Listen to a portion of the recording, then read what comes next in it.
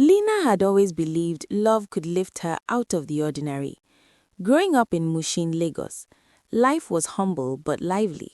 Her parents ran a small stationery shop, and gossip traveled faster than the morning sun. Lina learned early to work hard and keep her pride intact, even when life felt unfair. After secondary school, she worked as a freelance interior consultant, helping small cafes and boutique stores arrange furniture and decorate walls with flair. It was during one of these consultations that she met Derek Wallace, a young entrepreneur from Victoria Island. He had the kind of smile that seemed warm even under the coldest suit, and a calm confidence that Lina hadn't seen before. Derek's family had wealth and status. His father, Gerald Wallace, owned a luxury event planning company that organized lavish weddings, corporate galas, and private parties. His mother, Patricia Wallace, was notorious in elite circles for her sharp-tongue, designer outfits and ability to judge anyone in a single glance. Their mansion in Lekki had polished marble floors, gilded gates, and fountains that sparkled in the sun. Derek himself, however, was different. "You have an eye for detail most people lack," Derek said one afternoon, adjusting a chair cushion that Lina had painstakingly aligned. "You make spaces feel alive." Lina blushed. "Thank you. It's just what I do." Over months, Derek visited her projects often, sometimes to discuss layouts, sometimes just to see her. He was patient, polite, and genuinely interested in her thoughts. Lina began to feel a bond she hadn't expected. Eventually, Derek told his family about Lina. Patricia insisted on a meeting, and Derek's older sister Vanessa came along. Vanessa was known for being sharp-tongued and quietly cruel, the kind of woman who measured a person's worth with a flick of her eyes. When Lina arrived at the Wallace mansion, her heart pounded. The golden gates, fountains, and gleaming floors were overwhelming. Patricia sat on a high-backed chair, jeweled and polished to perfection. Vanessa leaned lazily against the wall, arms crossed, smirking like she already anticipated the drama to come. "So, you are the girl Derek has been talking about," Patricia said, her voice polite but frosty. "Yes, ma," Lina said, forcing calm. "And your family?" "They run a small stationery shop in Mushin, ma," Lina answered softly. Vanessa snickered, whispering to a friend, "Oh, typical Lagos hustle girl. Let's see how long she lasts." Lina caught the glance and almost dropped her purse. She laughed nervously, whispering to herself, "Focus. Don't faint. Don't trip on the marble." The meeting ended swiftly. Derek, however, was unwavering. "Mama, I love her. She's kind, hardworking, and respectful." Patricia's eyes narrowed. "Love doesn't pay bills. You need someone from our circle." But Derek refused to budge. 3 months later, he proposed. Lina said yes, even though she feared the cold judgment of her family. The wedding was tense. Lina's family arrived with humble gifts and bright smiles, while the Wallace family came with raised eyebrows and whispered comments. Vanessa murmured to a cousin, "I give this marriage 6 months max." Lina heard it, but held Derek's hand and focused on hope. After the wedding, they temporarily stayed in the Wallace mansion while their own apartment was being prepared. It was here that Lina faced the reality of marrying into a family that saw her as inferior. The first morning, Lina woke early to greet everyone. Patricia was already in the dining room, sipping tea. "Good morning, ma," Lina said politely. Patricia didn't look up. "The kitchen is dirty. Clean it before breakfast."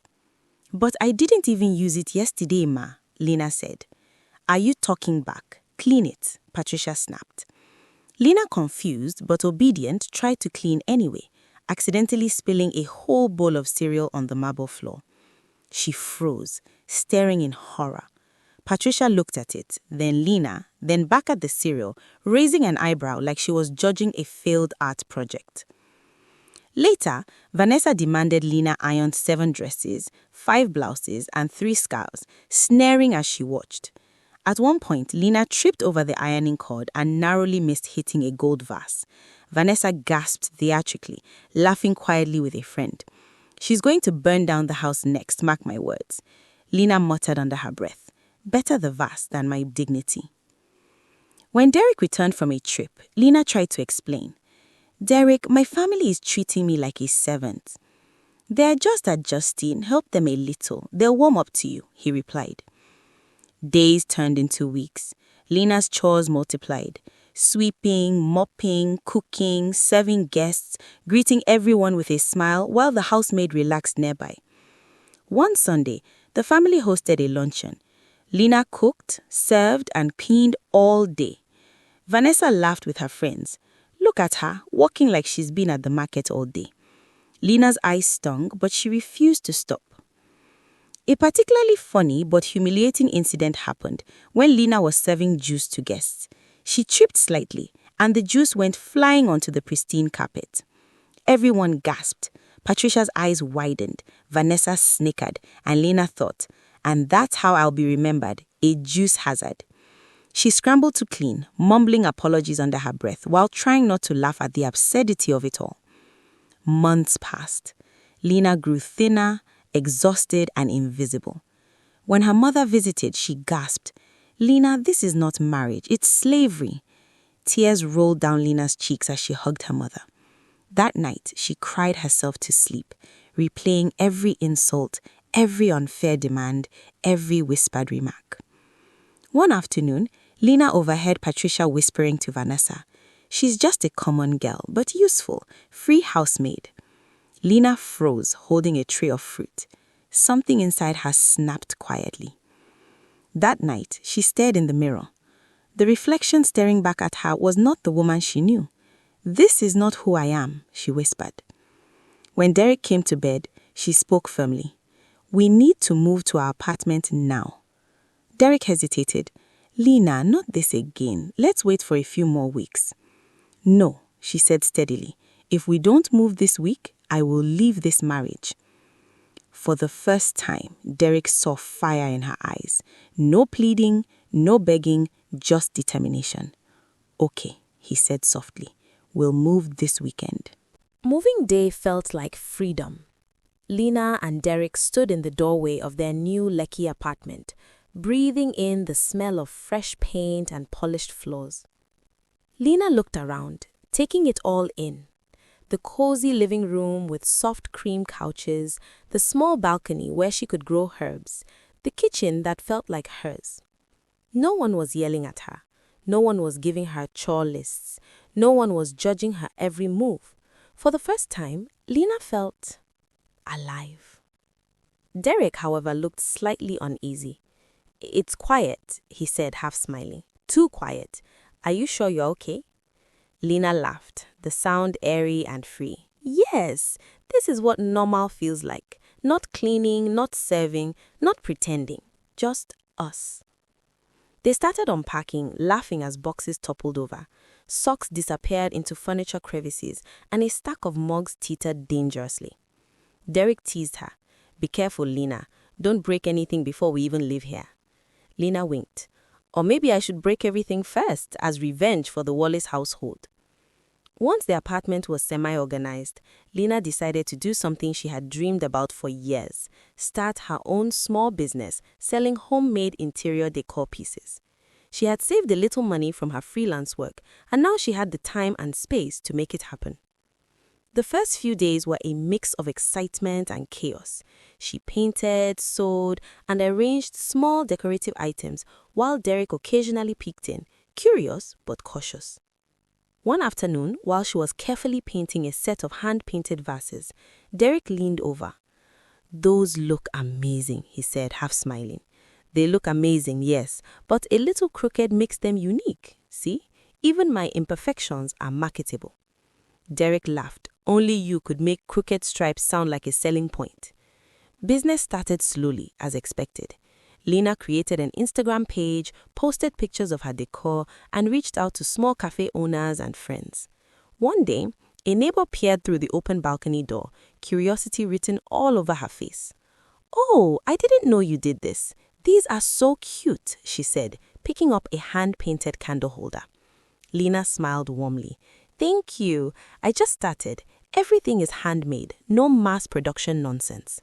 Word began to spread. Small orders trickled in, then larger ones. Lena's days were filled with joy and exhaustion, but this time it was her choice. She could stop whenever she wanted. Meanwhile, the Wallace family had not forgotten her. Patricia called incessantly, demanding visits. Derek, bring your wife for lunch, today, now. Derek, for the first time, said no. We are busy, he replied calmly. Busy with what? She's your wife, Patricia snapped. Busy with her work, Derek said firmly. Mama, she's building her business and she's not coming over today. Lena overheard the conversation and almost dropped a vase, laughing. Did he just defend me? Yes, Derek said. Enjoy it. It won't happen every day. The next weekend, Patricia and Vanessa arrived unannounced at Lena's small but cozy shop. Lena was arranging decorative cushions when she heard the chime of the doorbell.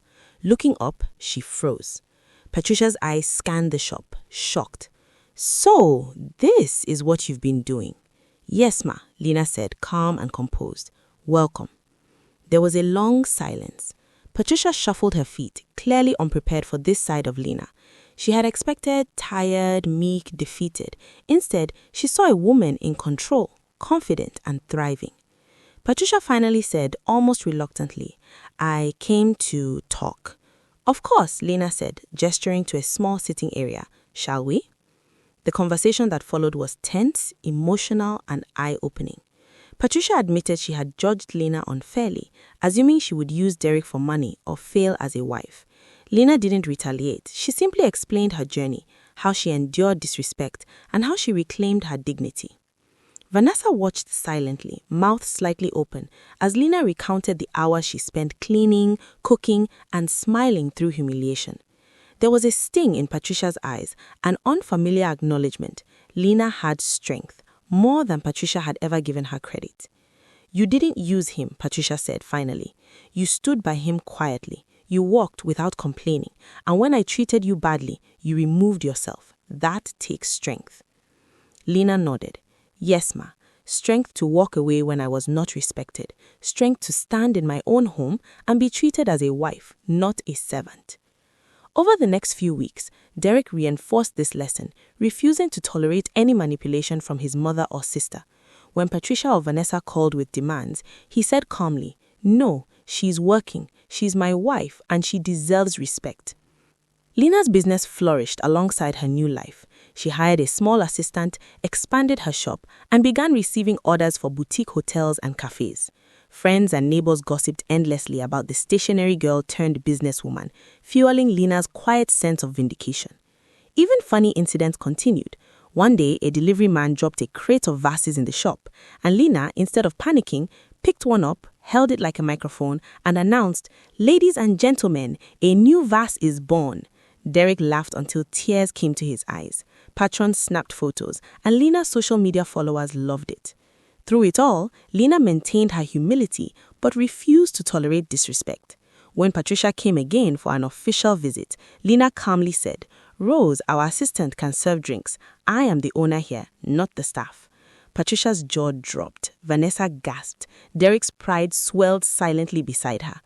Months passed. The Wallace family slowly adjusted, learning that Lena was no longer a passive observer. Her dignity, humor, and business sense demanded respect. Eventually, Vanessa and Patricia apologized, acknowledging Lena's worth. One evening, Derek held Lena close in their apartment, watching her arrange a display of hand-painted planters. "I'm proud of you," he said. "Why?" Lena asked, smiling. "Because you fought for your dignity without losing your kindness. That's rare." Lena leaned on him, a soft warmth in her chest. "I learned something through all of this. I can survive anything. Even when the people who should protect me don't, I can stand on my own." Derek kissed her forehead. "And you will never have to stand alone again." Moral lessons. Respect is non-negotiable in a relationship. No one should endure servitude for acceptance. Strength is not tolerating mistreatment silently. It's standing up for yourself while maintaining integrity. Humility is a virtue, but dignity is priceless. Lena didn't change her humble roots. She changed how others treated her. The people who try to belittle you today may need your guidance tomorrow, but you owe your respect first to yourself.